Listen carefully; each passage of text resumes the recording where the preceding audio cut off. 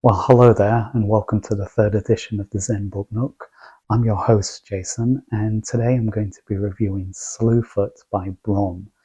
It's about 390 pages, depending on the format you read it in, be that Kindle, hardback, softback. I went with Kindle, and its genre is horror/fantasy. For those of you that are new here, welcome. I review books from a multitude of different genres, be that the classics, horror, science fiction, social fiction, and what I do is I accompany each review with unique AI-generated images in addition to my own artwork. What I'm trying to do is visualize the countless interpretations that we will perceive the characters or the stories within our mind's eye. Each one of us is going to have a different view. I'd like to try and capture as many of those differences as possible. So sit back, grab a cup of tea or coffee, relax, and enjoy my interpretation of Slewfoot. Well, it begins in a great year, 1666, a year that I was probably born in a previous life. No, I'm just kidding. And we are deep in the heart of Puritan America, beneath a magical tree. We've got to find a hollow. And in that hollow, there's an opossum, a raven, and a fish, a flying fish, no doubt. And these three rascals, the opossum represents the earth, the raven the sky, and the fish the creek. And I love how Brom went with the creek as opposed to the river. I just feel like it's got more of an ancient feel, particularly for the atmosphere of this book. So these three little guys performing a blood ritual to bring back the devil from the depths of death. Our protagonist, Abithia, an English lady married to a Puritan farmer named Edward, stumbles upon this dark hollow after chasing her farm goat in there.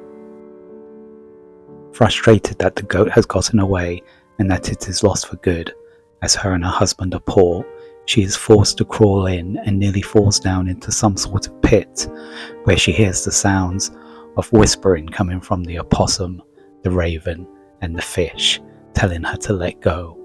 Terrified, she manages to barely escape and flees back to her farm and the safety of her husband, and thus begins Slewfoot, a tale of butchery, debacle, and puritanical tyranny.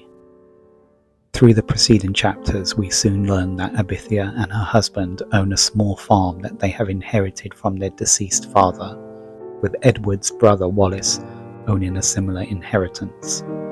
Wallace, however, has gambled his and also Edward's portion away on a failed tobacco crop, and the relationship between the brothers comes to a head when Wallace reveals that Edward has to now pay for the debt that Wallace has gotten him involved in. Edward is a simple and kind-hearted man, and when it comes to business, he isn't so acute. However, Abithia challenges Wallace, which rises to a head when Wallace insists that she has no authority on business and is forbidden from speaking her mind as she is a woman. Wallace leaves, and the following Sunday they take their quarrel to the strict church ministers, who actually side in favour of Edward, putting Wallace in direct confrontation with Edward and his wife, where he vows to seek justice with the local sheriff and area magistrate.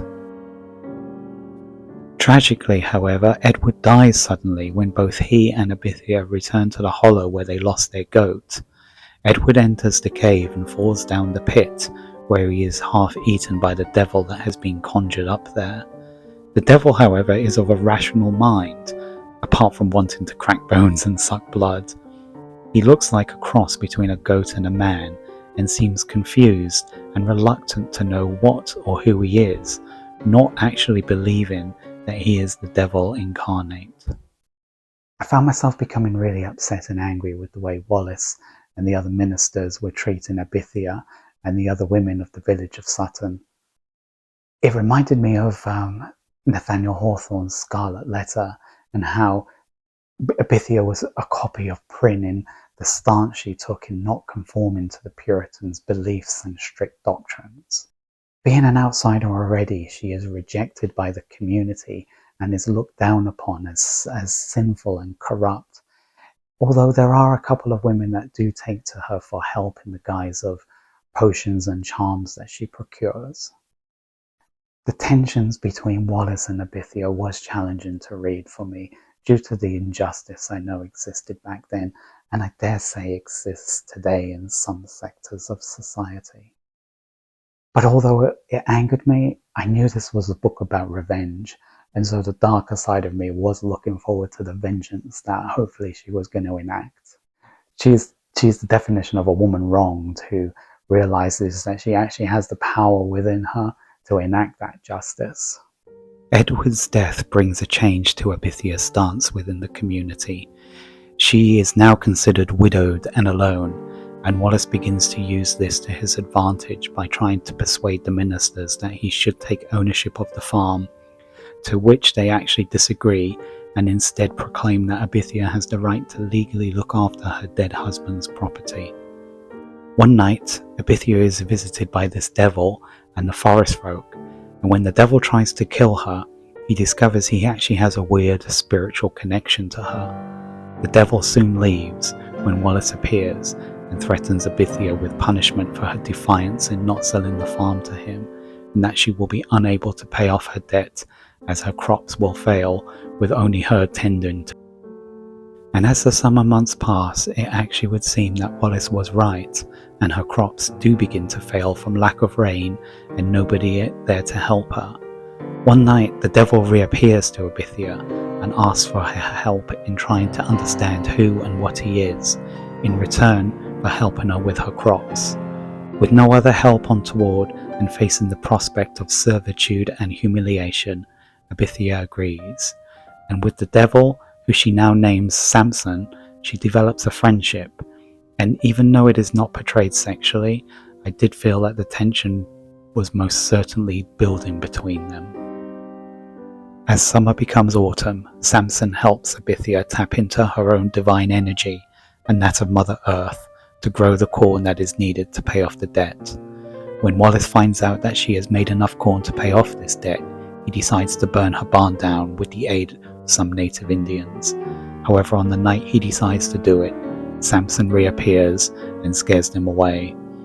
Wallace is now convinced that Abithia is in cahoots with the devil and returns a few days later to confront her on this. However, she uses the magic with the help of Samson to orchestrate her bees to attack him. Wallace flees, vowing revenge upon her for practicing witchcraft. Samson proceeds to tell Abithia that he is still confused as to who he is and decides to seek help from the native Indians who seem to have recognized him or who he is. Wallace returns to the village and convinces the sheriff and the magistrate that Abithia is a witch, and he is granted permission to bring her to trial with circumstantial evidence that he has gathered, basically hearsay and the fact that she peddles potions and charms. The village of Sutton is quickly engulfed in a witch trial, and Abithia is brutally arrested and unjustly condemned by the villagers that she has been practicing witchcraft. She is tried and judged to be a witch and sentenced to execution. Meanwhile, Samson has discovered by visiting a shaman that he is actually not a devil, but is in fact the lord of the forest folk, a great half-human, half-stag being who was the protector of all Mother Nature until humans came to the land and killed off him and all his kind. The tree that he was conjured up under at the beginning of the book holds the key to bringing the wild folk back to life. Samson learns that Abithia is about to die from her trials, and he descends upon the town and convinces her to drink his blood and to become a forest god like himself. With vengeance in her eyes and hatred coursing through her blood, she accepts and soon rains utter destruction upon all those that wronged her. And thus ends our trip to Slewfoot. I loved it. What did you think? I loved how the way Brom weaved pagan folklore, magic, and Abithia's bloodlust to weave this dark but really interesting tale, particularly around this time of year with Halloween just gone. Abithia was a great protagonist to me. I enjoyed the development of her character from a downtrodden woman to the great warrior witch that she became. I also like the sexual tension between Samson and Abithia, the growing of the hard, sturdy corn, and the soft sweetness of the honeycomb, the conjuring of the magic by plunging your hands into the earth and pulling it out. Nicely done, Brom. Very nicely done. I felt that Samson's character could have done with more developing, though. His wishy-washy attitude to what needed to be done and his moping around, not understanding who he was, just didn't connect with me. But he did redeem himself at the end when he came to Abithia's aid. I just wanted to see more raw power from him and a little bit more slaying. I did enjoy the various names that he was called, though. Slewfoot, of course, Hobomok, and my personal favourite, Jesus Thunderbird. I loved how Brom, in his craftsmanship, ends the book with just two words, the devil, on a book about the devil. Very nice as well. So for 2023, Slewfoot's looking like it's going to be the top book. I know that's a bold claim with 2 months left to go, but it's in the lead. It's got a strong lead as well. I loved the character development of Abithia. She was a great character. I loved how she was evil, vengeful, but also lovable. If Brom's other works are as good as this, because this was my first reading, I'm looking forward to reading more of him. So thank you for watching and listening, and as always, please leave a comment below. I would love to know what you thought about the book, who your favourite characters were, and do like and subscribe to this video. I'm going to say so long for now, and I'll leave you with my favourite quote, a short one this time. "If it is a witch they want," she hissed, "then a witch they shall have."